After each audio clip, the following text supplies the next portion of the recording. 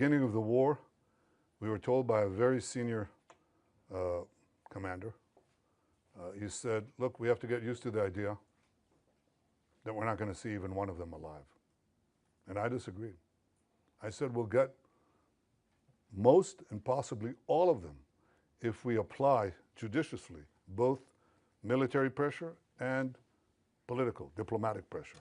So far, out of 255 hostages, we got 205 out, of which 148 are alive. 148 are alive. We have 20 living ones left in Hamas captivity, and 30 who are not alive, as I said before.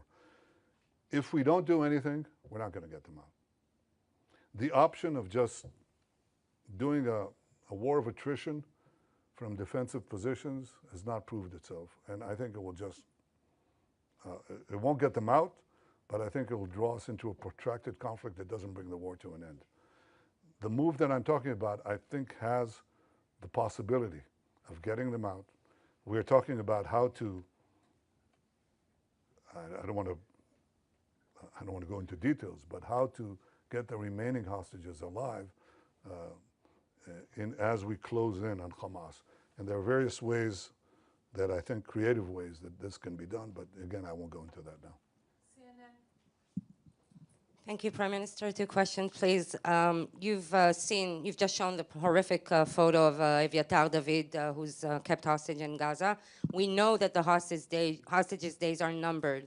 So how will prolonging the war bring them home? And second question, you stated that Gaza would be passed to civilian governance that is not Hamas and not the Palestinian Authority. Can you specifically identify who this civilian governance would be? Do you have any concrete entities or individuals in mind? And is there a timeline for establishing this administration?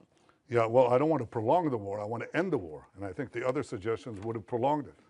We may have gotten maybe a dripping of hostages, even though Hamas showed no willingness to do that. And then they just go on and on and on, and we'd have this endless. Unless you are willing to just say, Israel, capitulate, go out.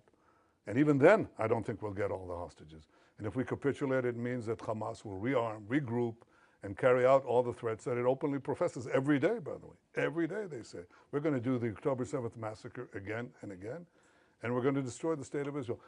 You can't leave them there, So we're not going to do that. So my goal is not to prolong the war. My goal is to end the war. And I think that prolonging the war means that many of them could be starved to death. That's exactly the point. I don't want that.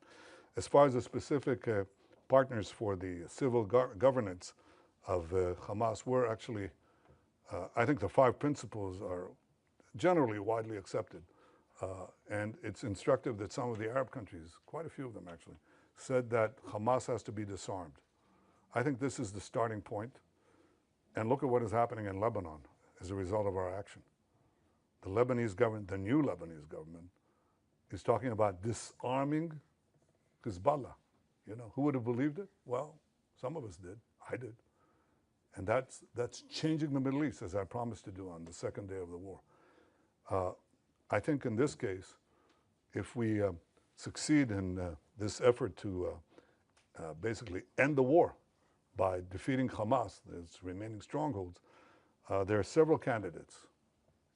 There are several candidates that we're talking about, several constructs.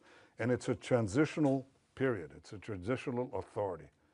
It's going to be there because we don't want to, contrary to what I said, we want a security belt, but right next to our border. But we don't want to stay in Gaza. That's not our purpose.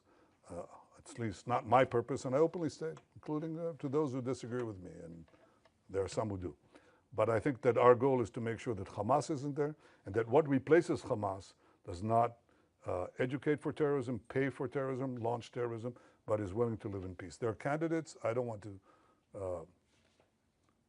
spoil the chances of succeeding here because I think they're real, but they're real providing we finish the job. See, no one's going to go in there if we don't finish the job. We can talk about the day after until eternity. No one's going to go in there unless we finish Hamas, and we're able to finish Hamas, and we will finish Hamas. Yes, Welt TV Germany. Thank you, Mr. Prime Minister. So the German Chancellor has once again defended his decision not to send weapons to Israel, which can be used in Gaza. He said a friendship can and must